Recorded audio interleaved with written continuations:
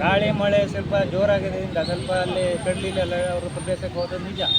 ಆದರೆ ನಮಗೆ ಅಲ್ಲಿ ಮೀನು ಹಿಡಲಿಕ್ಕೆ ಸ್ವಲ್ಪ ಉಂಟಲ್ಲ, ಹೊಟ್ಟೆಪಾಡಿಗೆ ಹೋಗಿದ್ದು ಅಲ್ಲಿ ಬಲೆ ಹಾಕಿದ್ದಕ್ಕೆ ನಿಜ. ಆದರೆ ಸ್ವಲ್ಪ ಕರೆಂಟ್ ನೀರು ಜೋರಾಗಿದ್ದರಿಂದ ಬಲೆ ಸ್ವಲ್ಪ ಮುಂದೋಯ್ತು, ನಮಗೆ ಬಲೆ ಸಿಗಲಿಲ್ಲ. ಬಲೆ ಹಿಡ್ಲಿಕ್ಕೆ ಹೋದಾಗ ಅವರು ಬಂದು ನಮಗೆ ಅಟ್ಯಾಕ್ ಮಾಡಿದ್ರು. ಅಟ್ಯಾಕ್ ಮಾಡಿ ಅಲ್ಲಿ ಒಳಗಡೆ ತುಂಬಿ ಎಷ್ಟು ಜನ ಅರೆಸ್ಟ್ ಮಾಡಿದ್ರು? 6 ಜನ. ಒಂದೊಂದು ದೋಣಿ ಮೇಲೆ 3 ಜನ ಇದ್ದಿದ್ರು, 6 ಜನಕ್ಕೆ. ದೋಣಿ ಬಲೆ ಎಲ್ಲ ಅಲ್ಲಿ ಉಂಟು. ಏನು ಮಾಡಿದ್ರು ಅವರು? ಕರ್ಕೊಂಡೋಗಿ ನಮ್ದೆಲ್ಲ ಇದು ಎಂಕ್ವೈರಿ ಮಾಡಿದ್ರು, ಆಧಾರ್ ಕಾರ್ಡ್ ಎಲ್ಲ ಕೇಳಿದ್ರು, RC ಕೊಟ್ಟಿದ್ದೇನೆ ಅವರಿಗೆ. ಮತ್ತೆ ಎಲ್ಲ ಇದು ಮಾಡಿ ಅಲ್ಲಿಂದ ನಮಗೆ ಪೊಲೀಸರಿಗೆ ಹ್ಯಾಂಡ್ ಓವರ್ ಮಾಡಿ. 6 ಜನಕ್ಕೆ 6 ಜನ. ಏನೇನು ವಶ ತಗೊಂಡ್ಯಾರ ಈಗ? ಈಗ ನಮ್ಮದಲ್ಲಿ ಬಲೆ ಉಂಟು, ದೋಣಿ ಉಂಟು, ಇಂಜಿನ್ ಉಂಟು. ಬಲೆ ಒಂದು 3 ಲಕ್ಷದ ಉಂಟು, ದೋಣಿ ಇಂಜಿನ್ 2 ಲಕ್ಷದ ಇಬ್ಬರದ್ದು. ನೀವು ಅವರು ಒಳಗೆ ಹೋಗಿದ್ರೆ? ನಾವು ಒಳಗೆ ಉದ್ದೇಶಪೂರ್ವಕ್ಕೆ ಹೋದದಲ್ಲ, ಅಲ್ಲಿ ಗಾಳಿ ಇದು ಜೋರಾದಾಗ ಬಲೆ ಅವ್ರ ಹತ್ರ ಹೋಯ್ತು. ಹಾಗಾಗಿ ನಾವು ಬಲೆ ಇಡ್ಲಿಕ್ಕೆ ಹೋದಾಗ ಕರೆಂಟ್ ನೀರು ಜೋರು ಇತ್ತು. ಹಾಗಾಗಿ ಅಲ್ಲಿ ಅವ್ರು ನಮ್ಮ ಬಂದು ಅಟ್ಯಾಕ್ ಮಾಡ್ತಾರೆ. ನಿಮ್ಮ ಹೆಸರು? ರವಿ.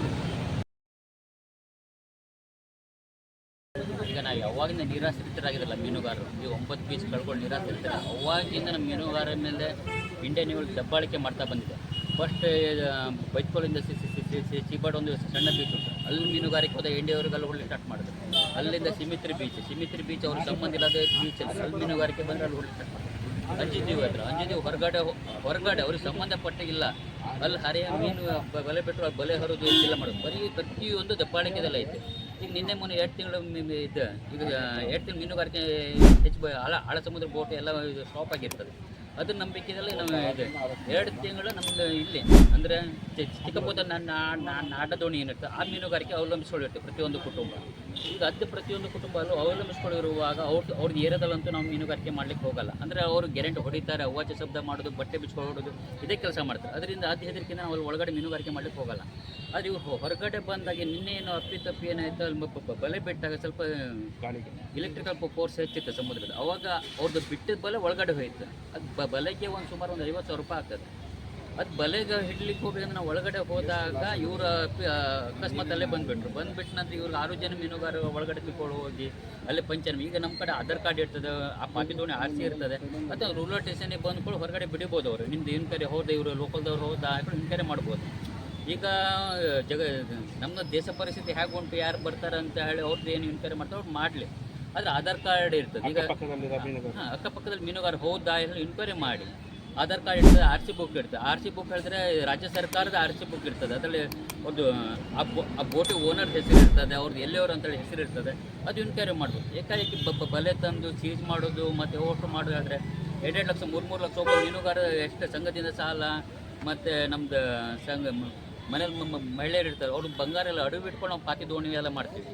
ಇಂಥ ಪರಿಸ್ಥಿತಿ ಮತ್ತು ಏಕಾಏಕಿ ಇದು ಮಾಡಿದ ನಂತರ 3 ಲಕ್ಷ ಎಲ್ಲಿಂದ ತಂದ್ಕೊಂಡು ಆಗಬೇಕು. ಮತ್ತು ಯಾವ ಬ್ಯಾಂಕ್ದವ್ರು ಮೀನುಗಾರ ಸಾಲ ಮನ್ನಾ ಮಾಡಲ್ಲ, ರಾಜ್ಯ ಸರ್ಕಾರ ಸಾಲ ಮನ್ನಾ ಮಾಡಲ್ಲ. ಇಂಥ ಪರಿಸ್ಥಿತಿಯಲ್ಲಿ ನಮ್ಮದೇ ಸ್ವಂತ ದುಡಿಮೆಯಲ್ಲಿ ನಾವು ಇದು ಮಾಡ್ತೀವಿ. ಇಂಥ ಪರಿಸ್ಥಿತಿಯಲ್ಲಿ ರಾಜ್ಯ ಸರ್ಕಾರನೂ ಇದು ಮಾಡೋದಿಲ್ಲ. ಈಗ ಜಿಲ್ಲಾಧಿಕಾರಿ ನಾವು ಅಲ್ಲಿದೆ ಪಾತಿ ದೋಣಿ ಏನೇನು ಉಂಟು ಅದು ಬಿಡುಗಡೆ ಮಾಡಬೇಕಂತ ನಾವು ಹೇಳಿದ್ವಿ. ಅತಿ ಶೀಘ್ರ ಬಿಡುಗಡೆ ಮಾಡಿದ್ರೆ 1-2 ತಿಂಗಳು ಮತ್ತು ಮೀನುಗಾರಿಕೆ ನಮ್ಗೆ ಮಾಡಲಿಕ್ಕೆ ಅವಕಾಶ ಸಿಗ್ತದೆ. ಇಲ್ಲಾಂದರೆ ಮತ್ತು ನಾವು ಸಾಲ ಮಾಡ್ಕೊಂಡು ಮತ್ತು ಈಗ ಮೀನುಗಾರಒಂದು ಸಾಲ ಮನ್ನಾ ಮಾಡೋದು ಎಲ್ಲೂ ಹೇಳಿಲ್ಲ.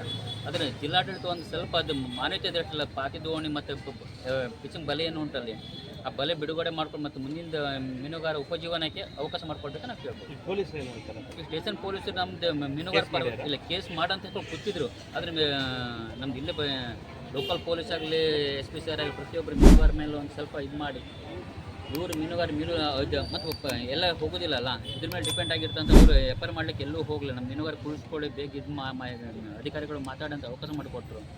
ಅವರೇ ಇದು ಎಲ್ಲಿ ಕೇಸ್ ಮಾಡಲಿ, ಅವರೇ ಒಳ್ಳೆ ರೀತಿ ಉಪಚಾರ ಮಾಡಿಕೊಟ್ಟಿದ್ದಾರೆ ರೂರಲ್ ಸ್ಟೇಷನ್ದವರು. Thank you.